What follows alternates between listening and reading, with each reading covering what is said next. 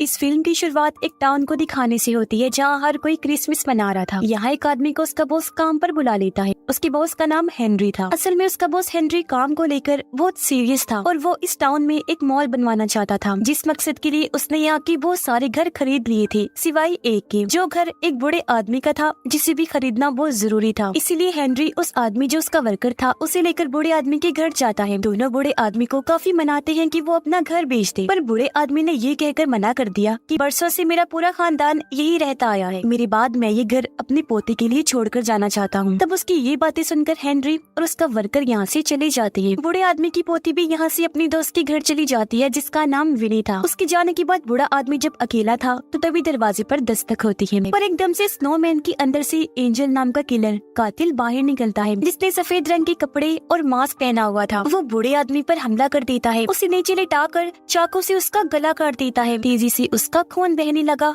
और मौके पर ही उसकी मौत हो जाती है। बूढ़े आदमी की पोती जब अपनी दोस्त विनी के घर आई तो ये दोनों पार्टी में चली जाती हैं। यहाँ पता चला कि विनी उसी वर्कर की बेटी है जिसे हेनरी अपने साथ लेकर बूढ़े आदमी के घर गया था। तभी विनी कुछ दूरी पर एक लड़की को बैठा हुआ देखती है जो काफी उदास लग रही थी। उसे कोई भी बात नहीं कर रहा था। लड़की का नाम बर्नी होता है। विनी उस लड़की की तरफ हेलो कहकर हाथ हिलाती है। तभी पार्टी में विनी का भाई भी आ गया, पर कुछ देर बाद अपने दोस्त के साथ वक्त गुजारने पेड़ों के पीछे चला जाता है। लेकिन अचानक इन्हें अजीब सा शोर सुनाई दिया क्योंकि यहाँ पर एंजल किलर आ गया था, इसलिए दोनों यहाँ से चले जाते हैं। विनी की दोस्त भी अपने दोस्त के साथ वक्त गुजारने के लिए उसे साइड में लेकर चली जाती है, पर उसने देखा कि मेरे दोस्त के मुंह से खून आ रहा था, जो देखकर वो बुरी तरह डर कर पीछे हट जाती है। उसने देखा कि एंजल ने मेरे दोस्त की गर्दन में बड़ा सा कैंडी केन घुसा दिया है, जो उसकी मुंह के आर पार हो गया और इस तरह उसकी मौत हो जाती है। ये देखकर विनी की दोस्त काफी डर गई, अपनी जान बचाने के लिए जल्दी से यहाँ से भाग गई। तब तक एंजल भी यहाँ आ गया था, जो भी उसके पीछे भागने लगता है। वो उसे पकड़ के चाकू से मारने की कोशिश करता है, लेकिन अपने बचाव के चक्कर में चाकू उसकी बाजू पर लग गया और वो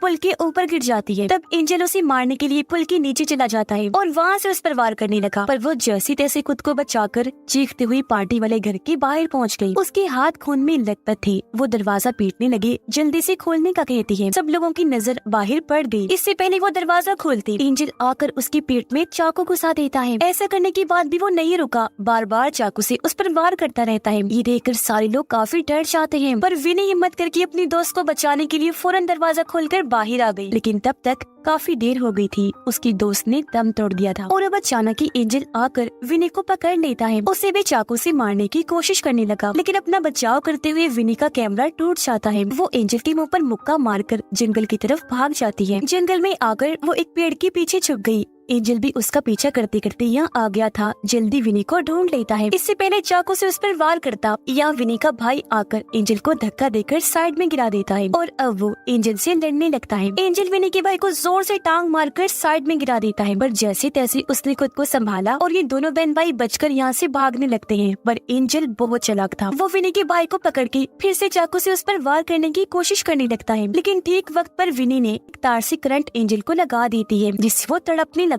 वहीं गिर जाता है और इस तरह उसकी मौत हो जाती है। विनी जब एंजल का मास्क हटाकर देखती है तो उसे पता चला कि ये तो मेरे डैड का बॉस है, यानी हेनरी, जिससे सबको काफी बड़ा झटका लगता है। यहाँ से कहानी सीधा 1 साल के बाद की दिखाई गई, जहाँ विनी का भाई अब अपने डैड के बिजनेस में उनका हाथ बटाता है, पर विनी अभी भी उस हादसे से बाहर नहीं आई थी। वो आज भी अपनी दोस्त को याद किया करती है। तभी उसके पास मैसेज आया कि जिस यूनिवर्सिटी में उसने दाखिले के लिए फॉर्म भरा था वो रिजेक्ट हो गया है, जिससे विनी की उदासी और बढ़ जाती है। एक दिन जब वो सड़क पर जा रही थी तो उसे हेनरी का भाई मिलता है। वो विनी को पकड़ के उस पर काफी गुस्सा करता है, फिर धमकाने लगा कि तुमने मेरे भाई को मारा था ना, अब देखना मैं उसकी मौत का बदला तुमसे लेकर रहूंगा। कुछ देर के बाद विनी के पास उसके दोस्त का मैसेज आया जो उसे क्रिसमस पार्टी में आने का कहता है, इसलिए वो भी फौरन निकल जाती है। जहाँ उसका दोस्त तो उल्टे सीधे बहाने बनाने लगता है, पर उसकी दोस्त कह देती है कि हम दोनों का ताल्लुक है और ये पिछले 1 साल से चल रहा है, मगर अब मुझे इस बात की खुशी है कि अब सबको पता चल चुका है। ये सुनकर विनी को बहुत बुरा लगा और वो पार्टी छोड़कर चली जाती है। मूड ठीक करने के लिए एक पुल के ऊपर आकर खड़ी हो गई। तभी अचानक वो आसमान में अजीब तरह की चमकती हुई रोशनी को देखती है। काफी हैरान हुई, दुखी थी तो ये भी सोच रही थी कि काश मैं पैदा ही न होती। उसके इतना सोचते ही अचानक वो रोशनी वहाँ से गायब हो गई पूरे टाउन की लाइट भी चली जाती है। अचानक वो एक आदमी को तड़पता हुआ देखती है क्योंकि उसकी आंख में चाकू घुसा हुआ था। असल में उसे और किसी ने नहीं बल्कि एंजल ने मारा था। ये देखकर विनी काफी घबरा गई। जल्दी से वहाँ से भागकर एक गाड़ी के पास आ जाती है। गाड़ी का कांच तोड़कर उसके रेडियो से पुलिस को कॉल करने की कोशिश करती है, पर तभी यहाँ हेनरी का भाई आ गया जो अब पुलिस बन गया था। लेकिन हैरत, वो यहाँ विनी को नहीं पहचानता कि ये कौन है। विनी को भी कुछ समझ नहीं आती। हेनरी का भाई बताता है कि एंजल लोगों को मारता आ रहा है। ये सुनकर विनी कंफ्यूज हो गई कि ये कैसे हो सकता है, एंजल जिंदा कैसे है, पिछले साल तो उसे मैंने ही मारा था। ये बात वो हेनरी के भाई को बताने की कोशिश करने लगी, लेकिन तभी यहाँ हेनरी आ जाता है, यानी जो एंजल था। उसे जिंदा देखकर विनी काफी हैरान रह जाती है और वो भी उसे इस तरह दिलासा देता है जैसे वो उसका कितना बड़ा हमदर्द है। ये सब देखकर विनी जैसे तैसे खुद को संभालती है, लेकिन कुछ देर के बाद भागकर अपने घर आ गई। पर अजीब बात तो ये थी कि वहाँ पहुँचने पर भी उसे कोई नहीं पहचानता। तो अब ये सब देखकर विनी को एहसास हो गया जैसे मैं इस दुनिया में पैदा ही नहीं हुई, क्योंकि उस रोशनी को देखकर जो उसने सोचा था कि काश मैं पैदा ही ना होती, वो चीज सच हो गई थी। जिससे ये बात भी क्लियर हो गई कि अगर वो पैदा ही नहीं हुई तो जाहिर है उसने एंजल को भी नहीं मारा था। वो गहरी सोच में इधर उधर भागने लगती है। उसने नोटिस किया कि पूरे शहर में कर्फ्यू लगा हुआ है। जगह जगह हेनरी की तस्वीरें भी लगी हुई थी क्योंकि वो टाउन का मेयर बन गया था। साथ ही हेनरी ने वो शॉपिंग मॉल भी बनवा लिया था जो वो बनाना चाहता था। जिसके बाद विनी एक क्रिसमस पार्टी में जाती है। एक कमरे में गई जहाँ उसे पिछले साल की पार्टी की तस्वीरें लगी हुई दिखती है, जिनमें से विनी की तस्वीर गायब होती है। इससे ये साबित हो रहा था कि वो वाकई ही इस दुनिया में नहीं आई थी। अब बाहर खड़े दो दोस्त दिखाए गए। मौका देकर एंजल आया और अपनी कुल्हाड़ी लेकर लड़के को मारने की कोशिश करता है। लड़का अपने बचाव में अपने पास पड़ी हर चीज उठाकर एंजल को मारने लगता है, पर उसे कुछ नहीं होता। और अब जब लड़का यहाँ से भागने की कोशिश करता है तो उसने देखा कि मेन गेट लॉक्ड है। एंजल ने उसे पकड़ लिया, कुल्हाड़ी से वार कर देता है। तब लड़का भी गमले को एंजल की तरफ फेंक के मारता है और वापिस घर के अंदर पार्टी में जाने की कोशिश करता है, पर दरवाजा लॉक था। साथ ही म्यूजिक भी इतना तेज था कि कोई भी उसकी आवाज नहीं सुन पाता। इसी बीच एंजल उसके पास पहुँच गया, कुल्हाड़ी से वार करके उसकी जान ही ले लेता है। बार बार उसे मारता रहता है जिससे खून चारों तरफ फैल जाता है। कुछ देर के बाद लड़के की दोस्त बाहर आई। अपने दोस्त का कटा हुआ सर बर्फ पर पड़ा हुआ देखकर काफी डर जाती है, चिल्लाने लगी। अब विनी टीवी पर खबरें देखती है जहाँ बताया जा रहा था कि एंजल ने बहुत सारे लोगों को मार दिया है। ये देखकर वो सारे लोगों को कहती है कि इस तरह के परेशानी वाले माहौल में चुपचाप नहीं बैठना चाहिए, बल्कि सबको अपनी अपनी हिफाजत के बारे में सोचना चाहिए। जो कहकर वो बर्नी को अपने साथ लेकर निकल जाती है। ये दोनों अब बर्नी के घर आई जहाँ विनी को पता चलता है कि बर्नी भी मेरी तरह कातिल पर नजर रख रही है। उसे बताती है कि जितने भी बच्चे मारे गए हैं उन सबकी मॉम डैड बिजनेस क्या करती थी। बच्चों की मौत की दुख ने उन सबको बर्बाद कर दिया, जिससे धीरे धीरे हेनरी ही पूरे टाउन का अकेला मालिक बन गया। पर अचानक ही एंजल खिड़की तोड़कर अंदर घुस जाता है। उसे देखकर दोनों लड़कियां जल्दी से बाहर जाने लगी, पर दरवाजे पर एंजल खड़ा था जो उन्हें रोककर विनी को पकड़ लेता है। इससे पहले वो उसके साथ कुछ करता, विनी उसकी बाजू पर काट कर टेबल पर उसे धक्का दे देती है और ये दोनों लड़कियां जल्दी से यहाँ से बाहर भाग जाती है। अब अचानक आसमान में फिर से वही चमकदार रोशनी दिखने लगती है जो पहले भी विनी को नजर आई थी। उसे देखकर बर्नी विनी को बताती है कि यहाँ से इस रोशनी का दिखना कोई मामूली बात नहीं है, जरूर इसके पीछे कोई मैसेज छुपा होगा। जिसके बाद ये दोनों यहाँ से निकलकर मूवी थिएटर में आ जाती हैं। सुबह ये दोनों ढेर सारे नोट्स देखती हैं जिन पर आसमान में चमकने वाली उस रोशनी की कहानियाँ लिखी हुई थी, जिन्हें पढ़ने से दोनों को यकीन हो गया कि विनी के इस दुनिया में आने की वजह ये रोशनी ही है। मगर जल्दी ये रोशनी धुंधली होने वाली है, इसलिए विनी को जल्द से जल्द अपनी दुनिया में वापस लौटना होगा, वरना वो हमेशा के लिए यही अटक कर रह जाएगी। थोड़ा और छानबीन करने पर दोनों लड़कियों को पता चला कि एक बार फिर विनी को हेनरी को मारना होगा, जो करने के बाद ही वो यहाँ से जा सकती है। पर उसके लिए विनी को किसी ऐसे इंसान की मदद चाहिए थी जो उसके बहुत करीब हो, इसलिए ये दोनों विनी के घर चली गयी। पर उसकी डैड विनी को पहचाने से इनकार करके दरवाजे को बंद कर देते हैं। अब बाहर विनी की आंटी आती है, तब उनसे बात करके विनी घर का कोई ऐसा राज बताती है जो सिर्फ उनकी फैमिली को ही पता था, इसलिए वो उसे अंदर ले जाती है। जहाँ आकर उसने देखा कि मेरे डैड मेरे भाई की मौत पर बहुत ज्यादा दुखी है। वो यहाँ अपने डैड को अपने भाई की दोस्त बताती है और उसकी कुछ पुरानी बातें भी अपने डैड को बताने लगी,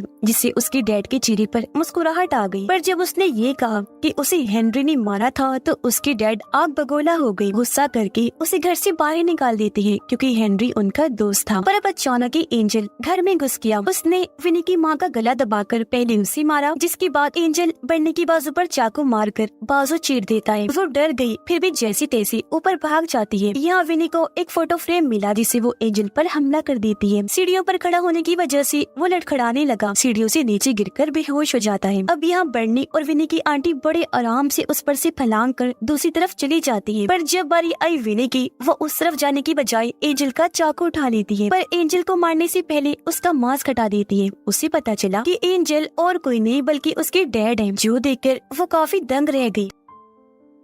तभी उसके डैड को होश आ गई, इसलिए तीनों जल्दी से यहाँ से भागकर बाहर आ जाती है। एक जगह पर आकर विनी ने बताती है कि डैड की आंखें काफी अजीब लग रही थी, जैसे वो अपने आप में ना होकर किसी और के कंट्रोल में हो। ये सुनकर विनी की आंटी कहती है कि पिछले 1 साल से उसकी यही हालत है, जिससे तीनों को ये बात पता चलती है कि असल में हेनरी ने विनी के डैड के डिप्रेशन का फायदा उठाया है। मतलब हेनरी उनके दिमाग को अपने कंट्रोल में करके उन्हें गलत कामों में इस्तेमाल कर रहा है। विनी ये सोचकर काफी परेशान हो जाती है कि अब मेरे पास डैड को मारने के अलावा और कोई रास्ता नहीं है, इसलिए तीनों मिलकर एक प्लान बनाती हैं। ये थिएटर के बाहर वाले बोर्ड पर विनी के डैड के लिए मैसेज छोड़ती हैं। लिखा था कि हम अंदर हैं, और सीट पर अपनी जगह 3 डॉल्स को बिठा देती हैं ताकि एंजल धोखा खाकर अंदर आए और विनी उसे मार दे, जिसके बाद ये तीनों साइड में छुप गयी। और तभी इन्हें कोई आता हुआ नजर आता है, इसलिए बर्नी आग बुझाने वाली गैस उस पर डालने लगी और विनी अपने बेड से हमला करने ही वाली थी कि तभी इन्हें पता चला कि वो तो असल में विनी के 2 दोस्त हैं। ध्यान भटका, एंजल उसकी आंटी के पेट में चाकू घुसाकर उसे मार देता है। इसी के साथ थिएटर की लाइट्स भी चली गई,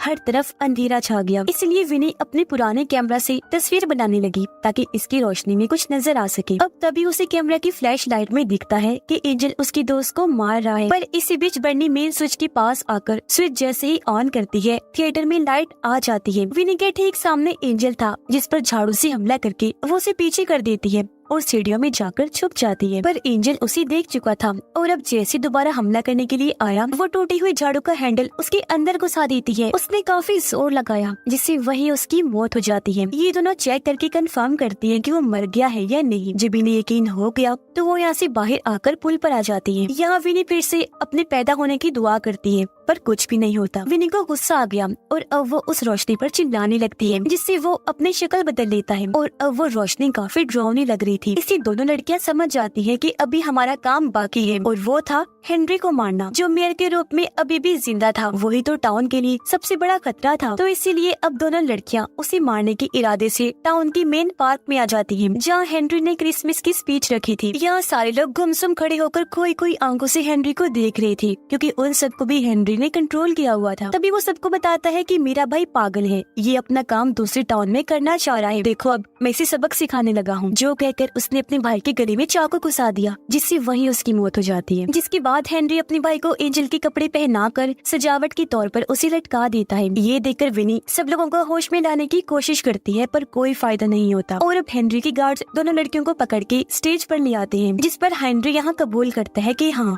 तुम्हारे डैड के डिप्रेशन का फायदा उठाकर मैंने ही उसे इस्तेमाल किया और तुम्हारे भाई को भी मैंने ही मारा था, और तो और बर्नी की मॉम डैड को भी मैंने ही मारा था। जो सुनकर दोनों लड़कियां गुस्से में आ जाती हैं, एक के बाद एक करके उसे मारने लगती हैं। ऐसा होने से टाउन के लोग भी एक एक करके होश में आने लगे। और अब जैसे विनी टांग मारकर हेनरी को नीचे फेंकती है, टाउन की सभी लोग उस पर झपट पड़ी बुरी तरह मारने लगती है। अब यहाँ एक तरफ विनी हेनरी की वाइफ को मारती है, तो बर्नी उसके गार्ड्स को चाकू दिखाकर दूर हटा देती है। पर हेनरी, जिसने खुद को बचा लिया था, वो एक बार फिर लोगों को अपने कंट्रोल में कर लेता है और वापस से स्टेज पर आ गया। लेकिन विनी उसके पेट में चाकू घुसाकर आखिरकार उसकी जान ले ही लेती है। उसकी मरते ही टाउन के लोग फिर से होश में आने लगते हैं और एक बार फिर आसमान में वो रोशनी चमकती लगती है। और अब अगले सीन में हम विनी को नींद से जागता हुआ देखते हैं, यानी वो वापस अपनी दुनिया में आ गई थी, अपनी फैमिली से जाकर मिलती है। मैं आप लोगों के साथ बहुत खुश हूँ। अब किसी की जान को भी एंजल से खतरा नहीं था।